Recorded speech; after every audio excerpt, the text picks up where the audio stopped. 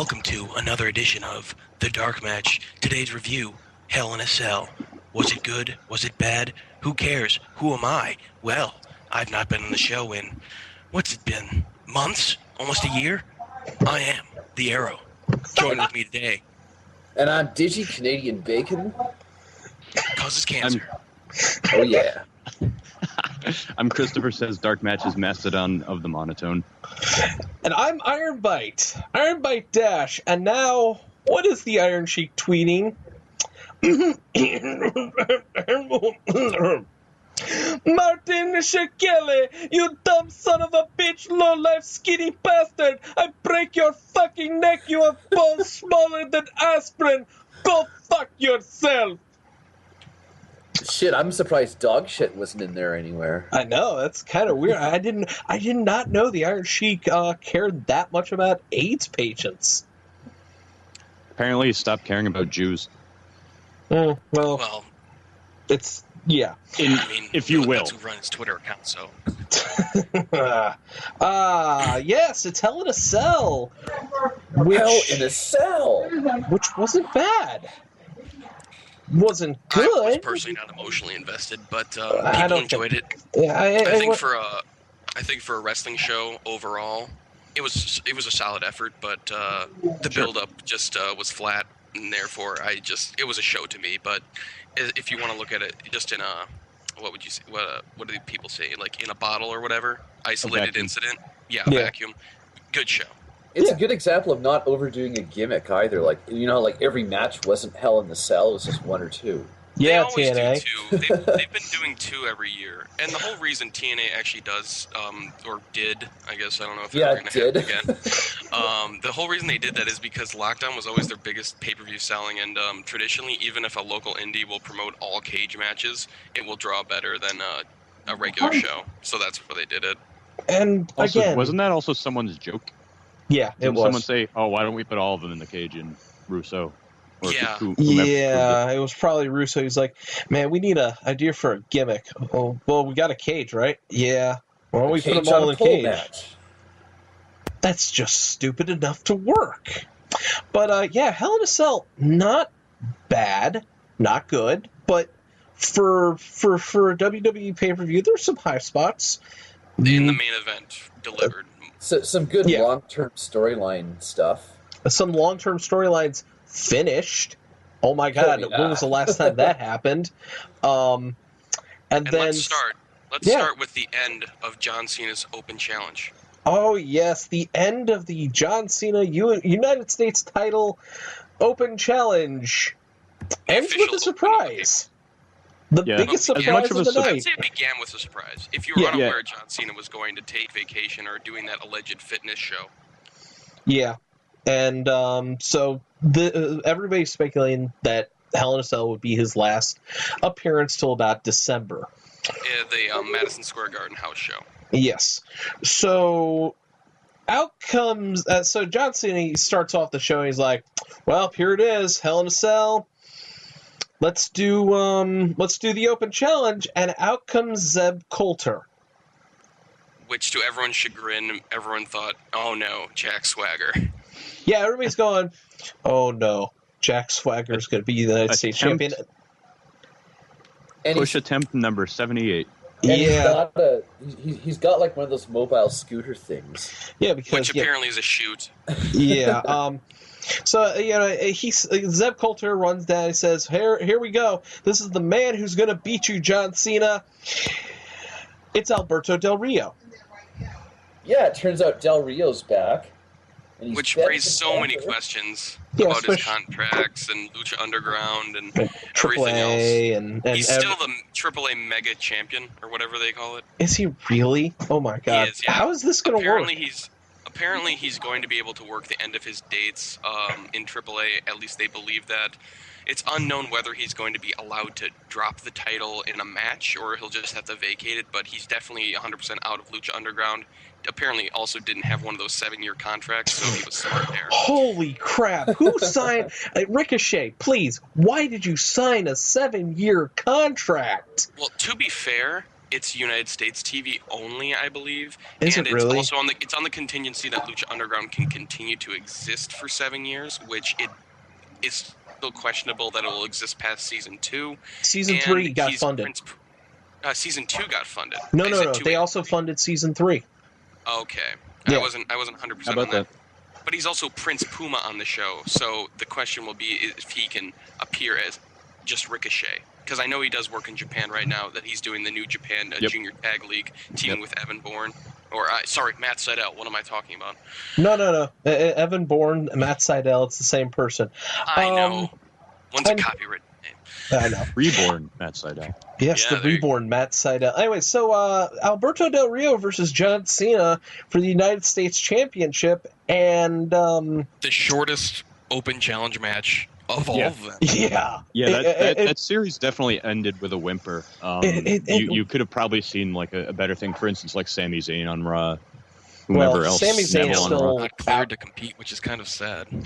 but Daniel Bryan apparently was in LA, so maybe Yeah, it was. I don't know. There's a rumor of Daniel Bryan. There was also Samoa Joe earlier, but he was in Sacramento. Mild rumors of Finn Balor, but Del Rio, I'd say, I don't know, not a bad surprise. No, it's not a Certainly bad not. surprise, and they put on a 5-minute, quickie little. Okay, here's a returning guy who everybody thought would never work in the WWE again. Yeah, but the guy he had the assistant or whatever he had the issue was fired months ago. Yeah, so The hot dog vendor, yeah. whoever he was, and they put on a nice little 5-minute match. Nothing too fancy, just quick, and it was over and done. And Yeah, You're- but of course, because Alberto doesn't have a striking finisher, like a slam finisher. They have to go with the low angle super kick, yeah, which has that- never pinned anyone until now. Actually, no. As the commentators pointed out, Michael Cole, JBL, and King, he won his first WWE championship with that kick at Who'd he Hell in a beat? Cell. John Cena. I mean, really? Yeah.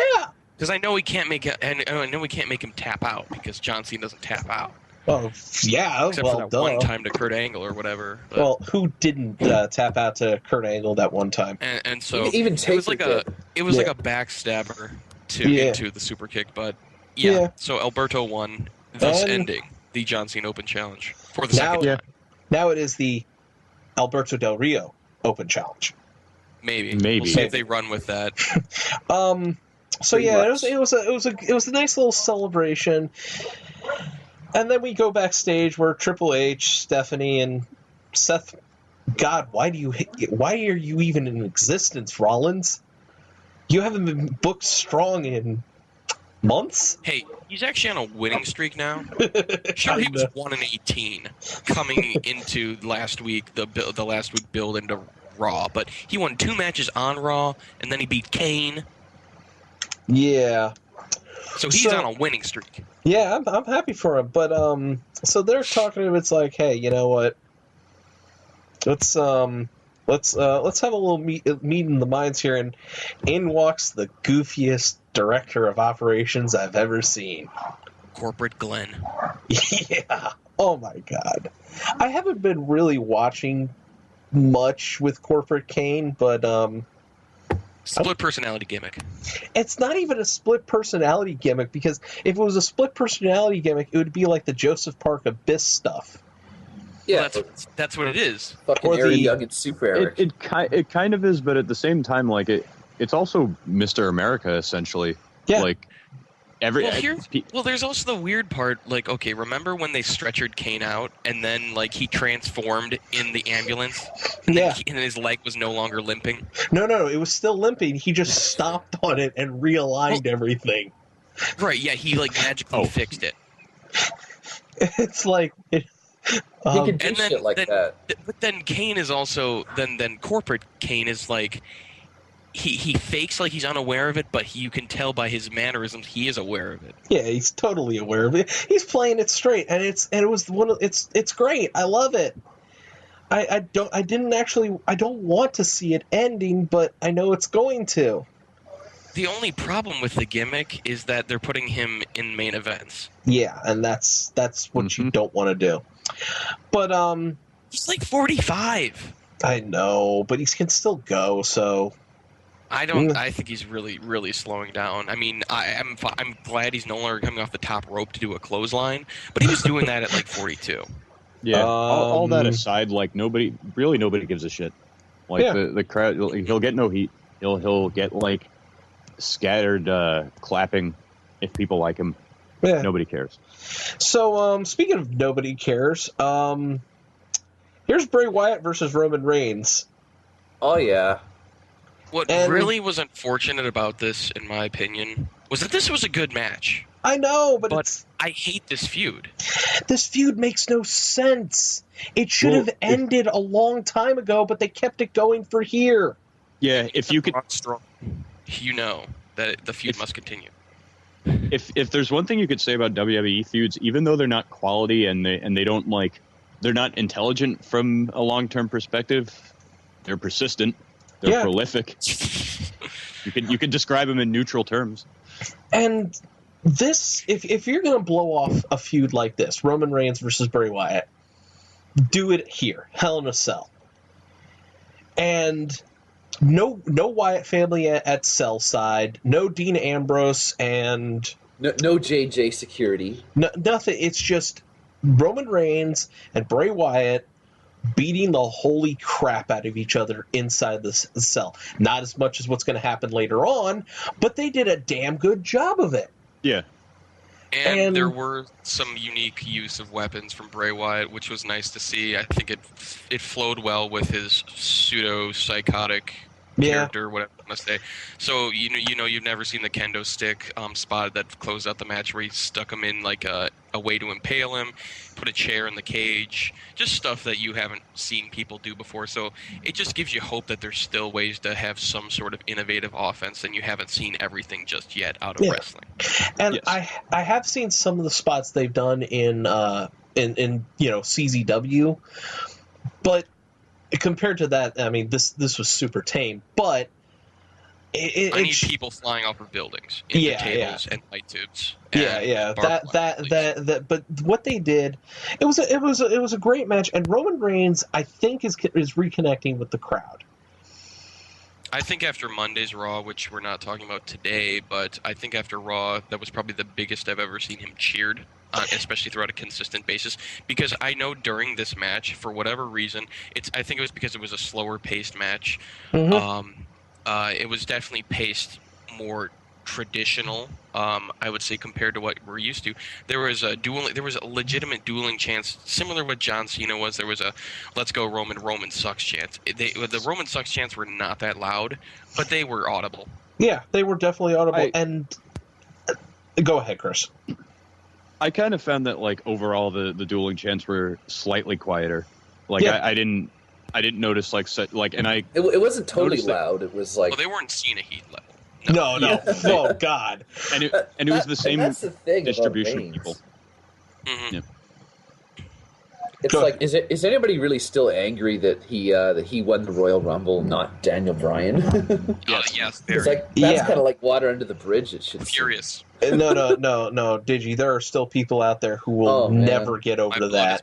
It's still real to them, damn it. Yeah, it is still real to them, damn it. I can still look upon it in retrospect as a bad decision because it was a bad decision. Oh yeah, absolutely. Or rather, okay. Here's the revised version of that. It wasn't a bad decision. It was horribly executed. Yeah, it was. That too. Then you bring The Rock out, who gets booed. Yeah. All right. I think the last few Rumble winners have actually been pretty poorly booked when you think about it. Let's see. Let's see. The one before Batista. that was but less said about that, the better. Then you've had, I think even Del Rio's was botched because I think to make him, you have him beat Edge at WrestleMania, but they decided to have Edge, his last match, essentially, be like a retirement gift or whatever. Yeah. I think you killed Del Rio right then and there. Yeah, but the match itself, the 40-man was fine. The match itself, yeah. The match for Sheamus one, I remember fondly. Roman speared a shitload of people and eliminated them in 2014. Yeah, he set the elimination record. But again, Roman Reigns is reconnecting with the crowd, except when he gets on the mic, but that's a separate issue. Which isn't 100% his fault. Yeah. But yeah, some good spots. I loved the sequence, and they did call this a sequence, where Bray Wyatt goes for Sister Abigail, and Roman Reigns spins out of it for the schoolboy and then into the Superman punch. Yeah. That was like one of the... I was like going, wait a second, what the hell just happened here? Did he get nailed with Sister Abigail? No, what? One thing I didn't particularly like, though, was, I mean, they've killed finishers to death in Yeah. WWE. You were complaining about this. I think Roman managed to only kick out of one Sister Abigail. Yeah, and it was a obviously the other huge one. Sister Abigail, Yeah, too. like, there was a lot more, like, emphasis really put into that, so I was just like, oh, I figure Roman Reigns is winning the match, but, like, that's probably not the one you want to have kicked out of. Like, you can do the whole, oh, maybe you didn't get all of it kind of thing if you want to. No, this was huge. That one definitely, yeah. So, I mean, it's not like finishers haven't been killed repeatedly. But, and whatever, but unless you're certain individuals, but, you know, or special matches, etc. But, yeah, it's anyone coming up, you're going to have your finisher kicked out of at least 50 times before you reach main event status, if you ever do. Yeah. Roman Reigns wins with the almost impaling Bray Wyatt into a spear. Yeah. Yeah. All right, guys. Get your unicorn horns out. Oh, yeah. Does And please, anyone know the origin of that? don't be sour. Embrace the power of positivity. And clap for your new day. Positivity. To answer your question, Arrow, I think it was just Xavier. Like that's where it came from. Like any sort of odd thing that the team does. That's just it's probably them. They're probably in the back. Unicorns. And speaking of Xavier Woods, not present because he decided he had to get married. That weekend. I mean, who would do such a thing? I don't know, but well, I mean, at least he didn't quit some months before that. Yeah. Not. Oh, I think I am amazed that Dudley Boyz in 2015. Well, I mean, he was put through a table. Yeah. Oh yeah. Well, he was. So they did kind of. I feel like WWE wasn't even prepared to. I think Xavier just went into business for himself being a good worker and decided to put up a picture on Twitter of himself with taped ribs in like a hospital bed and et cetera, et cetera. That recording. Yeah. So yeah, Dudley Boyz versus the New Day. No Xavier Wood. Yep. No teased Spike Dudley. Only the trombone. Which was broken. And the trombone's already seen better days. As a former trombonist, I'm tromboner. I will kill you. I will literally take one of your eyes out and move it into your mouth. That's a Gravity Falls reference. I should not admit that. That sounds way too dark for a children's show. It really is. So New Day cuts their promo talking about and the new thing, of course, is unicorns, because apparently they're magical unicorns. This has to be. You guys are right. It's probably Xavier, but could you imagine all three of them going?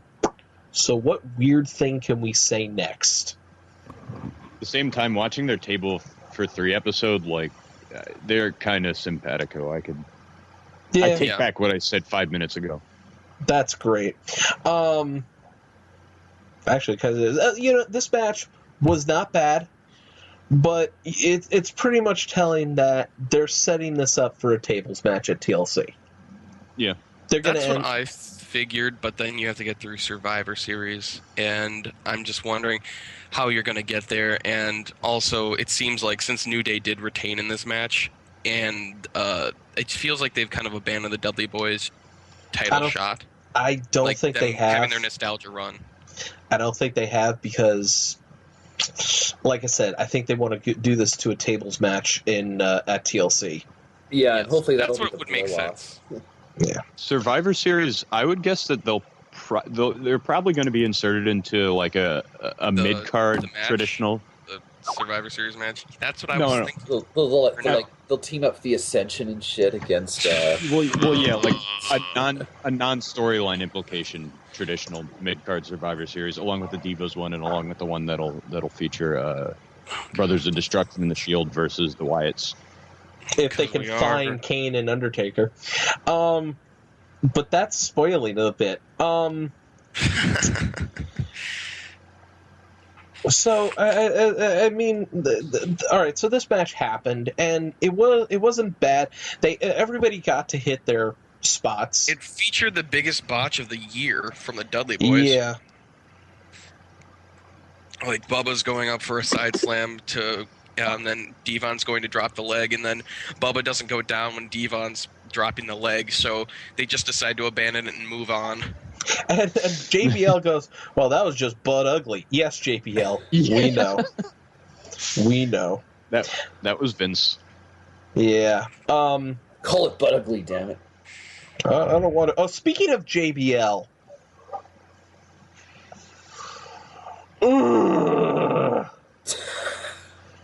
Chief J Trombone.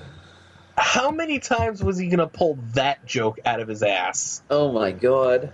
He tried to do it for like 2 straight weeks, and then like he said, "I said Chief J Trombone," and Cole's like, "Yeah, we heard you." Oh yeah, good lord! Have you?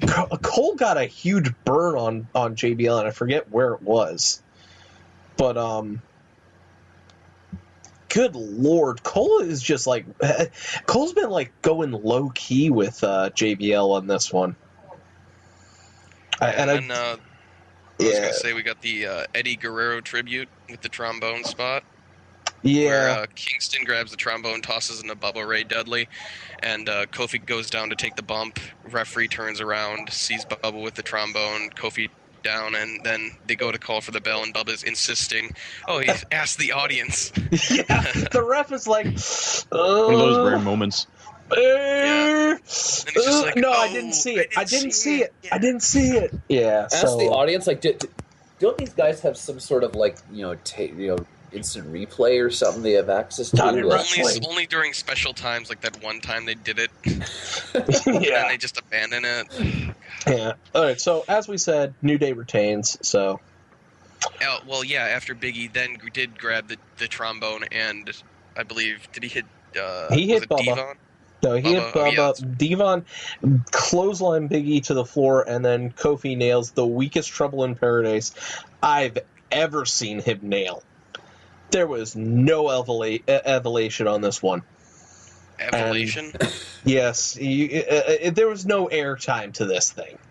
It was just supposed to be graceful. It was not even that. So yeah. Oh, and by the way, Big E, just let him dance. He is so booty. His hips really don't lie. Exactly. So, he has the best dancing gimmick that I've ever seen. Even better than Fandango? Way better than... Yeah, way better than Ernest the Cat Miller, that's for sure. You take that back right here, right now. Okay, fine. Fuck, I can't even remember his name now. Disco Inferno. No, yeah. Okay, we'll go with Disco Inferno. I will rank him above. Okay, better than the Blue Meanie. Yeah. All right. So next is a rematch from Night of Champions. Better than Big Dick Johnson. No, not better. I don't know about that. Okay. Anyways, so he was so oily. Yeah. Our next match is the WWE Divas title match: Nikki Bella versus champion Charlotte, and this was better than Night of Champions.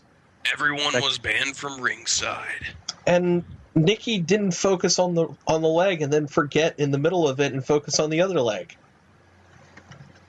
Hey. Yeah. Well.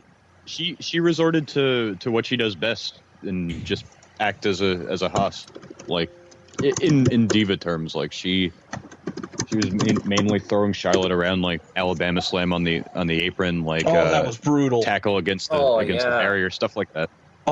You know what? I'm liking that Nikki has decided to embrace this hoss style because I think the diva division needs someone like that. And she has power moves. Yeah, they have one. Her name's Nia Jax. And until Nia Jax gets called up and or Asuka, also gets called up.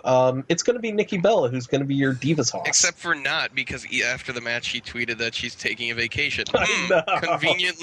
Convenient with Mr. Cena. Go Well, figure. You know what? Hey, if she wants to take some time off while her meal ticket is also taking some time off, whatever. So they can enjoy a diet of vodka. It's kind of interesting how Nikki's being this hoss, but Charlotte's about the same height as her. So it's like No, they're both. she's Pretty taller. sure Charlotte's like 6'1". Dude, the Hurricane Rana that Charlotte did, I was like, oh. And I think you said, did Charlotte just kill herself?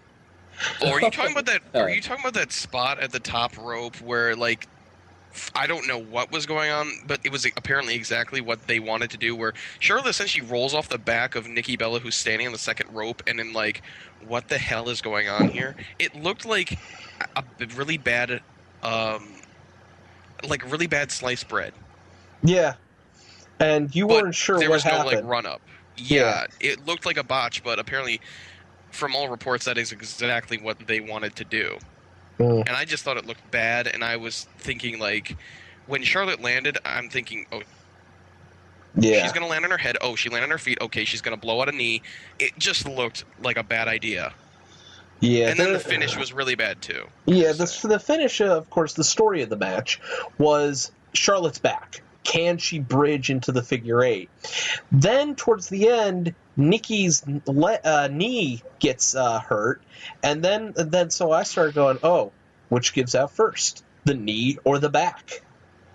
The back didn't really figure into the finish. Yeah, no, she just got the bridge. It was just really strange to me. Like, she locked on, like, 3/4 of the way the figure four, then she had to butt scoot her way into finishing it up into the figure four and avoid the ropes because she was a little too close to the far camera side ropes, and then she got the bridge on, and I was just like, that took way too long, was completely just not smooth, and you got through it. Oh well. It looked like something awkward in a jiu-jitsu match. Yeah, it where was guys better. are fighting for leg locks. Yeah, and at least it was better than last month's match. Yeah, Yes. that was just, whoa, what the fuck was that? Yeah, so I'll give them props for that. And afterwards, P and B of Team PCB come out, Paige and Becky, and Paige is like going, oh, I want to congratulate her. No, Becky, I've got this. I'm going to just congratulate her. Don't worry about it. No, Becky, I'm congratulating her. Gee, I wonder what happened on Raw. Yeah, I really don't like Paige. Paige does not work as a face. I completely turn on her, not even because of like on screen. I turn on her because of Tough Enough. Ouch. She's just the most unlikable person on that show. This is my house. That Hilarious. junk too. Just like she got over too fast. Just a little bit. So, too much too soon. I felt. It's a good point. yeah, so we go She may backstage. need to recede a little bit. Yeah, so we go backstage where Roman Reigns is, going, did I really just get over with the crowd? Oh, hi, Dean. Yeah, it was a really strange segment. It was like a weird 20-second skit, and then like, okay, time for video package for next match. Yeah. Yeah, and nothing really came of it either. Yeah. Dean's like, you did it, man. You really took it to the Y. It's like something a guy like Dean Ambrose would not say, and he tried to make it as Dean Ambrose-y as he could. Yeah, I know. But it just came off like, who wrote this for you? You've delivered some real stinkers of dialogue and made it work for a while. But that one, just like your heart was not in that, and you're like, why was I booked? I just didn't know the purpose to that segment because I don't think we saw Ambrose on the show. It was supposed He wasn't to... on the show. No, It was no, a no. book. Absolutely not. He was So it's supposed like, to... There was no payoff. It was just like a loose It end. was supposed to be paid off on Raw, but nothing really came of it. So I don't know what's going on. Yeah. And You really got those Wyatts, man. I got a Wyatt, but okay. So I got the Wyatt, dude. yeah, let's go get wasted. All right. End segment. They were in L.A., man. Right. Dean, just go away. Go get drunk. Let's go to the Sunset Strip, bro. Right. So our next match is Demon Kane versus Seth Rollins. They have to use this as Demon Kane. It's no longer Kane. It's just Demon Kane. For Corporate Kane's job. It's no longer just, or yeah. I was also really surprised. I expected this to be in a cell, but then I was like, oh, it's not. Yeah, hey, there we go. I figured the title match was always put in one. I was like, oh, they're having 3 cell matches. Okay. Nope. I would have been fine with 3 cell matches if this was a cell match. But, as it was okay. It wasn't great. I'm also pretty sure that Kane got fucked up here. Yeah, a little bit, because good Lord, did you hear him wheeze? On that note, I'm glad it wasn't a cell match, because as much as Roman Reigns and Bray Wyatt did with theirs, as much as they tried as hard as they could to innovate and did, Seth Rollins and Kane would not be able to do anything like that. No. Against another opponent, Seth Rollins would, but not with Kane. The Spanish announce table spot. Oh, yes, the Randy Orton tip over. The Japanese Spanish announce table spot. Good Lord. Rollins must not have gotten all that powerbomb, because Kane just bounced off of it. I think he moved him too far to the left. Yeah, it's exactly what happened, because it tipped over that way. Yeah. So... Because he didn't land him more close to the middle, which basically causes the gimmick table to collapse neatly and safely. And instead just... yeah. Hey, it's just like if you can't put Kane through a table, that's a pretty sad day. Yeah, Kane is kind of large. Yeah, he is. Again, they hit their spots. It was decent. It told the story that it needed to.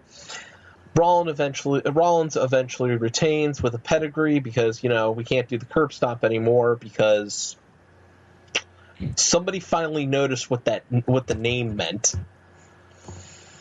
Well, I mean, heaven forbid someone sees American History X. Yeah, I know. I honestly thought he was going to hit Phoenix Splash. I honestly did. He's never hit that yet. He's gone for it 3 times now, right?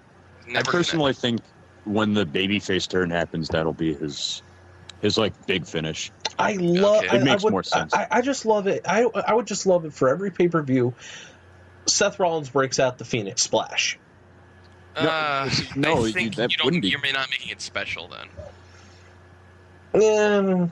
Yeah, you're right. I think personally he should be using God's Last Gift.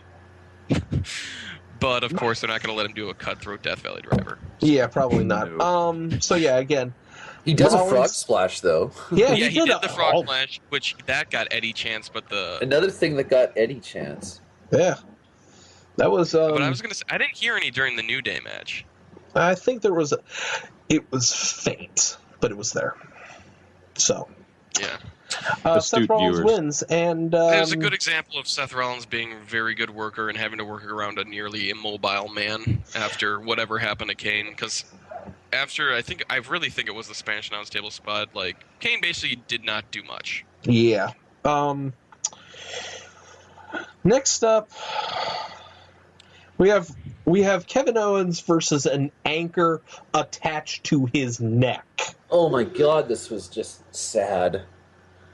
It was a match. I mean, it's just weird seeing Kevin Owens in a match that's not anywhere near a contender for match of the night.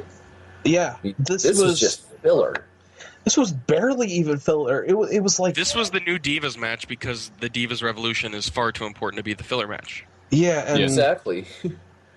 Man, we need to get that belt off him. No. I don't think so. He needs to stop. Ryback needs to stop being a thing. Ryback just looked like shit in this match. They were like, Ryback was a victim of bullying, guys. Oh Daniel that's Bryan right. Was a bully. Yeah, he is a victim of the Daniel Bryan bully. But Kevin Owens... You must feel sympathy for him. Does Daniel Bryan even seem like the kind of person that would be a bully? Yes. Yes, he would. He's a vegan. Yes. He's a vegan, so yes. This match happened, and... I think we can conclusively say this feud is over. I hope so. At least Owens ended it with the pop-up powerbomb. Hey man, if he can pop up powerbomb Mark Henry, he can do it to Ryback. Yeah, and even though it was the shittiest pop-up powerbomb I've ever seen, this match must have lasted about 5 minutes. Yeah, it was about 5 minutes. Just enough time to cool the crowd down. For the Just enough time to go to the washroom and get more beer. The Hell in a Cell match that lived up to its name. Brock Lesnar versus The Undertaker. Oh, Double yeah. juice. I'm sorry. This was a Hell in a Cell for a man Taker's age. And by the way, this has not been a 13-year rivalry, Michael Cole. This has been. I don't know, man. It's been pretty on and off. Okay, first over the off, years. Brock Lesnar was Mostly. only in the WWE for about 2 years the first time he was around. The Undertaker and him had a feud for the title. Brock Lesnar won it. They moved on from that. Man. Taker's been harboring some harsh feelings ever since, man. Michael Cole, I will drop kick you through JBL. I'd like to see you try, dude. Have you seen my physical transformation? It was on WWE.com. Oh, you're so dead. As far as I'm concerned, the feud started in 2011 when they pulled a work on the interviewers at that MMA show and locked eyes. You want to do it? Yeah, What was this about? You want to do it? I just got my ass kicked by Cain Velasquez. I don't want to talk to you, Mark. So, What did you call me? Let's go into this match a little bit because yes, they double juiced, and Vince was okay with it. No, he wasn't. No, He was not okay. he was. What he wasn't okay with was when the doctor came in a second time to check on Brock Lesnar. Brock just said, "This match is happening. Get the hell out of here." Pushed him away, and they went to the finish. Yeah, that's what. That is what Vince got pissed off about. And I heard all reports Dunn and Vince were both screaming into headsets and very upset. The ref, like Mike Chioda, was probably deaf in one ear by the end of it. It was because Lesnar pushed the ref away. They were not happy with that. I can only imagine hearing that as just like both ends of the sort of frequency spectrum. Vince's guttural voice, Kevin Dunn's like ratty voice. Oh God! You gotta fucking get in there, doctor. Get the doctor fucking in there. Where the fuck's the doctor? We can't have blood. Let's do this. Come on. That was blood since 2008, damn it. We have a blinder. But yeah, they double juiced, and Brock doesn't juice. Brock gets busted open the hard way. Apparently, and this is only according to Meltzer. I haven't heard it anywhere else, but apparently Brock basically knows on his forehead how to break it open, how to bust himself open. Because when he initially got busted open, it was not on. There was no way it was on the post. Yeah. Because even the announcers were like, "Yeah, Brock got his hand up, and essentially he didn't even make contact with the post. Went down, and then came up all bloodied. Yeah. So there was speculation he gigged, but apparently he did not. And I don't see why you couldn't just use a really sharp fingernail if you really wanted to. Yeah, if Lesnar knows how to do that, wow. Yeah, More power and to especially him. since Brock is a guy who doesn't like to get punched in the face. Not that anyone does. Well, Taker was But it's a punching him in the former face. MMA fighter that was one of his big knocks is that he didn't like to get hit. And so a lot of guys, like, obviously, you train for it and you get used to it, but it's not, like, fun. Yeah. There's a way to punch someone in the face, and there's a way not to punch someone in the face. Well, absolutely. That's why people break their hands all the time. Yeah. The skull is a hard bone. Actually, several hard bones. Yes. So, so they double gigged, and you know what? I'm getting a little tired of this. Every time Taker starts taking a beating, he goes into one mode. Oh God, I'm a corpse. And well, there was that time at the end of the match when he's laying there, Brock's gone, and he can't do the zombie sit up. You know, So, honestly, to be fair, I the flame know, is going out. I know. Yeah. I know the Undertaker's 52. I feel like that's accurate, but I also thought he was closer to Kane's age, but I don't know for certain. Well, it's a good thing we have the power. To the Google! Yes, to the Google, and he's 50. Yeah. Wow. There we go. That's damn. I thought he was older. So 50 years too. old. Terry Funk was in the ring and he's 73. I know. Terry Funk can also move better than the Undertaker can at 73. Maybe, I don't know. I didn't see the match, but I heard there was a fireball from that dastardly Jerry Lawler, and Terry Funk got burned. Oh my dear. God! Will he ever get his revenge? Probably not. Um, I think this is the end of the road for Terry Funk. Yeah. So again, this match happened. They hit their spots. Brock Lesnar looked like a frickin' beast. God. And the Undertaker hit his various spots, but I think the best part was when Brock Lesnar decided, you know what, enough is enough. Let's start tearing down the ring so we can all go home. Then we got the world's safest tombstone piledriver. No. Yeah, I was just going to say that it's there's a good and a bad about that. The good thing is that the commentary immediately after acknowledged it and said, like, this is what our superstars perform on, which is pretty good for both people who don't watch wrestling and for people who do watch wrestling to validate their love of it. What was bad about it is that there was a much more increased gap between the receiver of the tombstone's head and the space below. Yeah. There was also apparently a rumor they were trying to break the ring.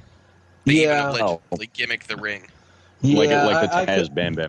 I could see. Yeah, I think they were trying to go through it. I don't know necessarily for Big Show Lesnar suplex spot, but I could that's too much of see. a... Yeah, I could see Taker and Lesnar going, hey, you know what would be really funny? What if we go through the ring?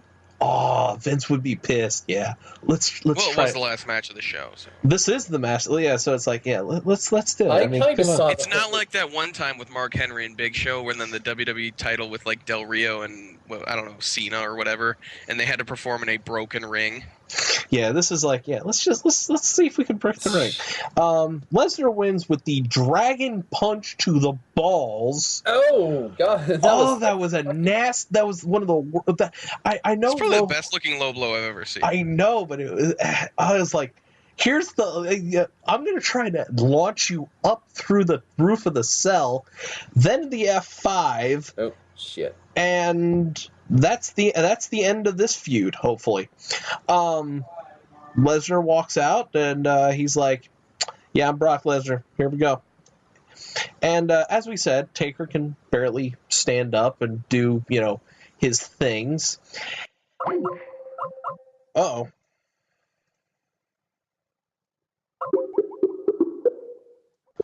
Hello again. Hello again. Okay, I can hear people now. All right. Don't worry. All Are right. we still taping? We are still taping. Awesome. I did not stop. Neat. Well, we've lost Chris. Hold on. We're waiting. I'm going to wait. Okay. All right.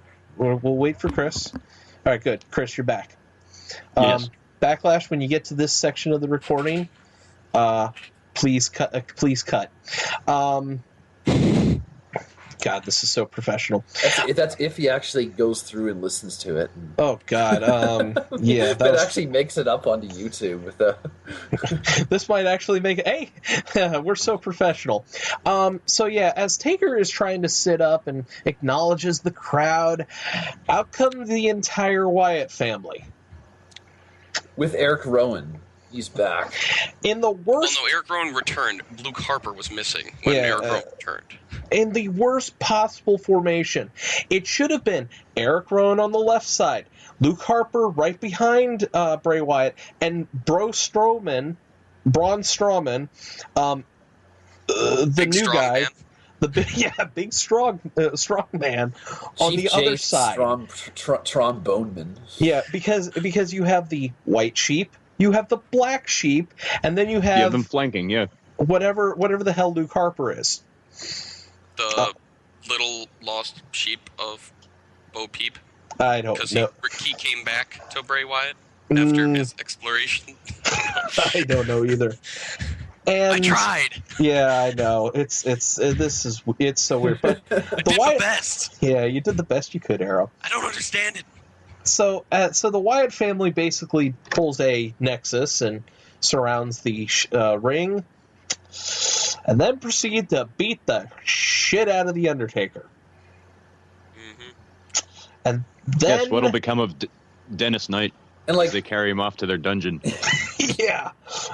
JBL's like, how dare you disrespect? It's even such a heinous act. Even he's like, turns And we face. learned that Undertaker has no friends.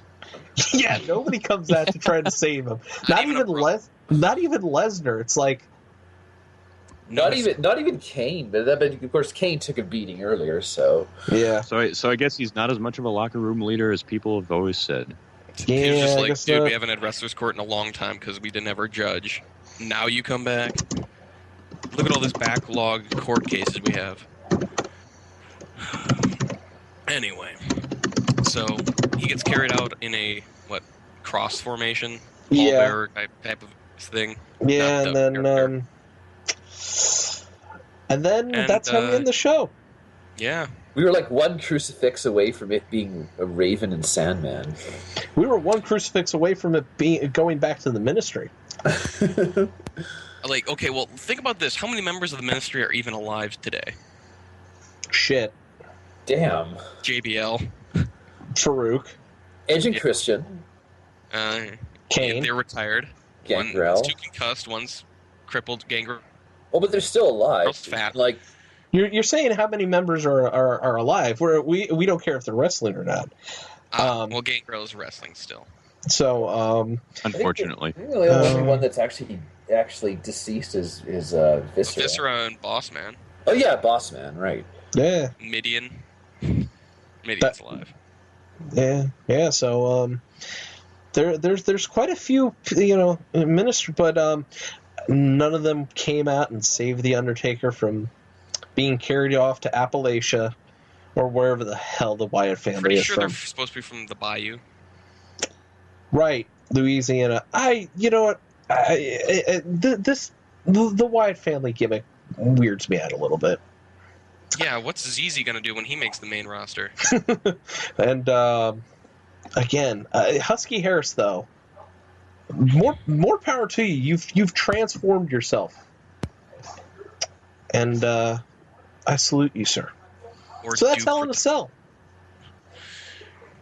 Yeah. Wasn't good. Wasn't bad. Thumbs slightly up. Yeah. So I liked it more than last year's Hell in the Cell.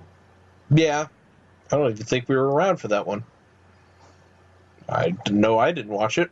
So guys, it's time to play our favorite game. What's all HBK's fault? You ready for it? No. Oh, I'm sorry. yes, tromboners like you are all HBK's fault. Oh, thank you. The Divas Revolution is all HBK's fault. The specter of Eddie, lingering strong and true even after 10 years is all HBK's fault. The anchor that is Ryback is all HBK's fault. Yeah. We're about to piss somebody off because does anybody got the plugs? Yeah, it's like, Nope. Ah, well, Add them in post. yeah, we'll have to edit it. Yeah, you could record that separately. or something. Yeah, we're professional folks. I have a new That is computer. actually kind of That's professional. yeah, I have a new computer. That is why the plugs are somewhere. Maybe we'll put them in post. But yeah, that'll do it for the Dark Match for Hell in a Cell. Thus ends the show. Actually, this is one of our shorter shows ever. So It's amazing when we don't have that much stuff to bitch about. I It's know, amazing when I host. and it's also amazing when it's a good. I like this. I like not actually having to scream about stuff for 2 hours. So I'm Iron Bite. Oh, yeah. I'm Christopher Says. And I'm the Arrow. And I'm DigiPig, Canadian Bacon. You know the score. Yes, by the way, DigiPig may be changing his name once again because, well, he causes cancer now. Michael Landsberg. You know what? That we might actually have to have him change it to Michael Landsberg. It could be just Digi Yeah, but Cigarette. Michael, Digi-Cig.